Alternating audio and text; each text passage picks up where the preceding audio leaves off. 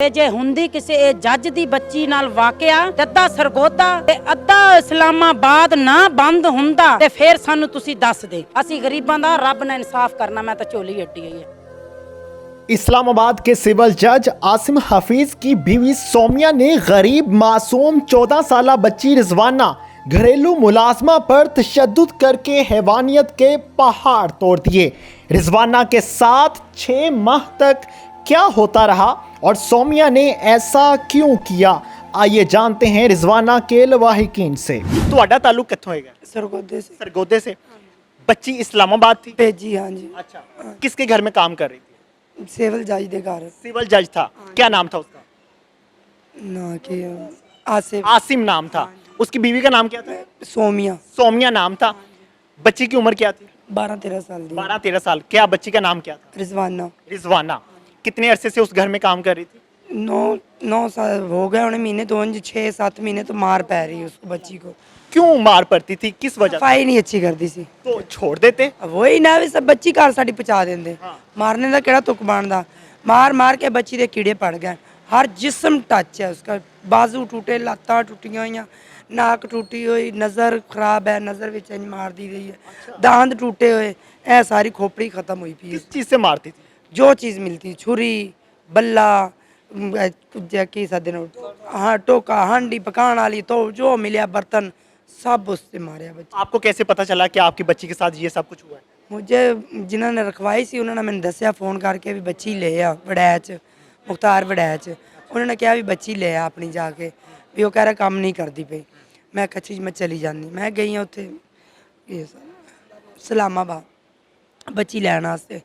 वो तो बच्ची उन्होंने मेरे नाल जो उस टाइम तोरी, मैंने नहीं पता भी किस हालात च बच्ची है। नहीं नहीं घर नहीं, बाहर ही उत्थे अड्डे च ही।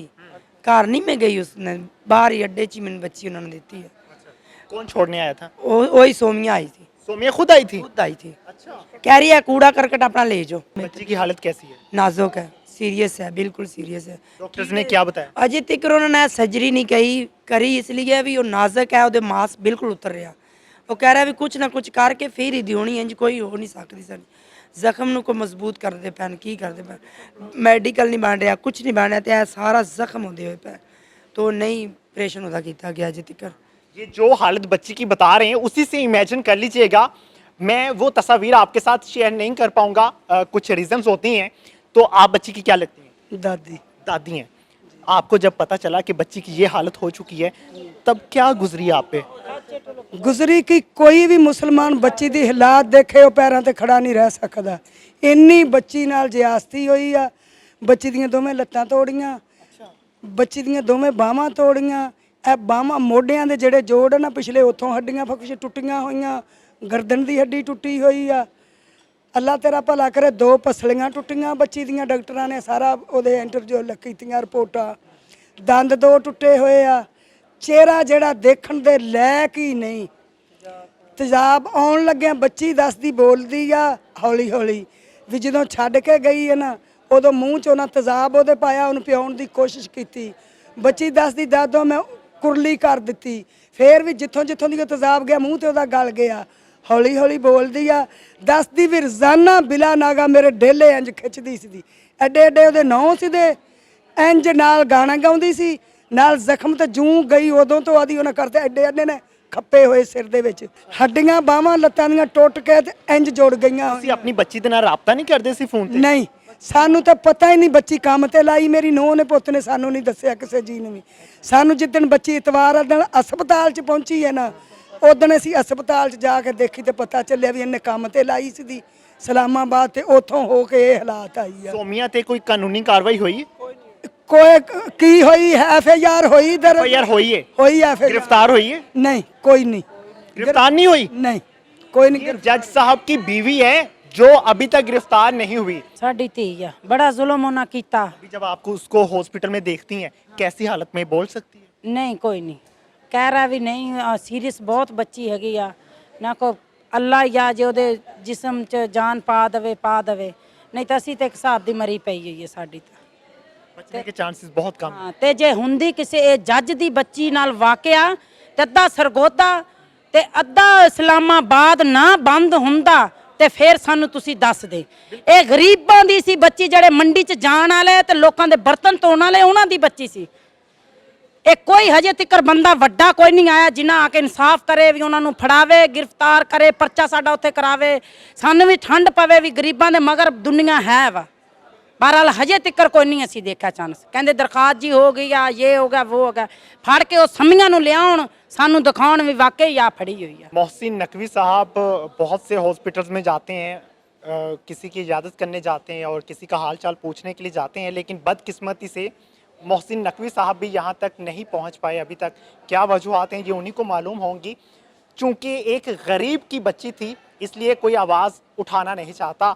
किसी अमीर की होती, किसी जज की बच्ची के साथ ये सब कुछ हुआ होता तो मीडिया भी इनके इर्द गिर्द घूम रहा होता और सभी अदारे इनके आगे पीछे घूम रहे होते और इनसे माफ़िया मांग रहे होते कि हमें माफ़ कर दो कि आपकी बच्ची के साथ ये सब कुछ हो गया है।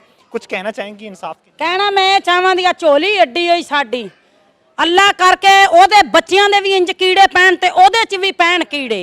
ਉਹ ਬੰਦਿਆਂ ਦਾ ਨਹੀਂ ਜੱਜ ਮੇਰੇ ਹਿਸਾਬ 'ਚ, ਉਹ ਕੁੱਤਿਆਂ ਦਾ ਤੇ ਡਰਾਂ ਦਾ ਤੇ ਖੋਤਿਆਂ ਦਾ ਜੱਜ ਉਹ ਹੈ ਵਾ, ਜਿਨ੍ਹਾਂ ਘਰ ਬੱਚੀ ਤੇ 3-6 ਮਹੀਨੇ ਤਸ਼ੱਦਦ ਕਰਦੀ ਰਹੀ। ਭਲਾ ਉਹ ਘਰੋਂ ਜੱਜ ਬਾਹਰ ਰਿਹਾ, ਉਹਨੂੰ ਪਤਾ ਨਹੀਂ ਬੀਵੀ ਮੇਰੀ ਕੀ ਕੰਮ ਕਰ ਰਹੀ। ਮੈਂ ਸਾਹਿਬ ਨਹੀਂ ਸਾਡੀ ਬੱਚੀ ਚੰਗੀ ਲੱਗਦੀ, ਸਾਨੂੰ ਫੋਨ ਕਰਦੇ, ਅਸੀਂ ਕਰ ਲੈਂਦੇ। ਅਸੀਂ ਲਾਨਤ ਪਾਉਂਦੇ 10,000 ਰੁਪਏ ਤਨਖਾਹ ਤੇ, ਬੱਚੇ ਫੜਾਉਣ ਵਾਸਤੇ ਗਈ ਹੋਈ ਸੀ। ਬੱਚੇ ਫੜਨ ਵਾਸਤੇ ਬੱਚੀ ਉੱਥੇ ਲਗਾਇਆ, ਸਾਨੂੰ ਕੀ ਪਤਾ ਪੋਚੀਆਂ ਰਗੜਾਉਂਦੀ ਫਿਰਦੀ। ਨਹੀਂ ਸੀ ਸਾਡੀ ਬੱਚੀ ਸਾਡੀ ਵਾਪਸ ਭੇਜ ਦਿੰਦੇ, ਅਸੀਂ ਉਹਦੇ 10,000 ਤੋਂ ਅਸੀਂ ਮੰਗ ਕੇ ਖਾ ਲੈਂਦੇ। ਇੰਨਾ तशद्दुद ना साड़ी बच्ची ते कर देना। आपने बताया कि इतना अरसा तशद्दुद करती रही है, इसी हालत में उसको घर में रखा हुआ था। जिस दिन सानू बच्ची दिती गई आ इस्लामाबाद वाले अड्डे दे पिछले पासे साड़ी बाजी नू कहा भी पिछली साइड ते आ जिथे नेरा सी उत्थे बच्ची ड्राइवर ते आप सम्मियां आप खुद नाल सी। उन्हां बच्ची गेरी कहंदी ए गंदगी उठाओ, मेरी भैन नू कहंदी ए गंदगी उठाओ, तू साडे सामने आवे तैनू गंदगी दा असीं मुੱਲ पा के दसीए, असीं गरीब बंदे हो है वा, ਅਸੀਂ ਉਹਨੂੰ ਗੰਦਗੀ ਦਾ ਮੁੱਲ ਪਾ ਕੇ ਦਸੀਏ। ਬੱਚੀ ਨੂੰ ਆਦੀ ਗੰਦਗੀ ਉਠਾਓ, ਉਹ ਮੇਰੀ ਭੈਣ ਨਾਲ ਬੱਚੀ ਠਾਈ, ਮੇਰੀ ਭੈਣ ਦੇ ਹੋਸ਼ ਉੱਡ ਗਏ। ਸਾਫ਼ ਮਿਲਣ ਦੀ ਉਮੀਦ ਹੈਗੀ, ਉਮੀਦ ਹੈਗੀ ਆ ਮੇਰੇ ਰੱਬ ਕੋਲ। ਅਸੀਂ ਗਰੀਬਾਂ ਦਾ ਰੱਬ ਨਾਲ ਇਨਸਾਫ ਕਰਨਾ, ਮੈਂ ਤਾਂ ਝੋਲੀ ਅੱਡੀ ਹੋਈ ਹੈ ਸਰ, ਸਾਡਾ ਇਨਸਾਫ ਰੱਬ ਕਰੇਗਾ। अल्लाह का किसी जज साहब की अदालत में जाके आप टांग पे टांग रख लेंगे ना तो वो कहेगा कि आपने तौहीन अदालत की है। ये मैं आपको एग्जैक्ट अल्फाज बता रहा हूँ, ऐसा मैंने होते हुए देखा है अपनी आंखों से। इस तरह से एक जज के घर में ये सारे मामलात पेश आए, how can is it possible कि उस जज को मालूम ना हो कि मेरे घर में ये सब कुछ हो रहा है और मैं आवाज ना उठाऊं? या वो जज इतना मुरीद था? बहुत अफसोस के साथ, बहुत माजरत के साथ, मैं किसी जज की तजलील नहीं कर रहा, मेरी अवाम के साथ, मासूम अवाम के साथ, गरीब अवाम के साथ जुल्म हो तो मुझे खामोश रहना नहीं आता। आप जुबानें काट सकते हैं, यह आपकी मेहरबानी होगी, लेकिन मेरी जुबान जुल्म के खिलाफ बोलना सीखी हुई है, खामोश रहना नहीं सीखी हुई। जज हजरात बहुत मासूम भी होंगे, बहुत प्यारे भी होंगे, बहुत अच्छे भी होंगे, लेकिन इस जज के घर में ये सब कुछ हुआ, उसके लिए मैं भी मजम्मत करता हूं। जरदारी की बेटी, नवाज शरीफ की बेटी, इमरान खान की बेटी कोई होती यहाँ पे इस बेटी की जगह पे, तो क्या वो खामोश रहते? क्या उनके लिए बोलने ना आते? क्या यहाँ पे मीडिया इकट्ठा ना होता? DSNG की लाइनें ना लगती? इमरान खान के घर में कितना अरसा DSNG खड़ी रही हैं, लेकिन नहीं, ये मासूम गरीब लोगों के लिए हुआ है ना जुल्म। क्यों खड़े होते यहाँ पे?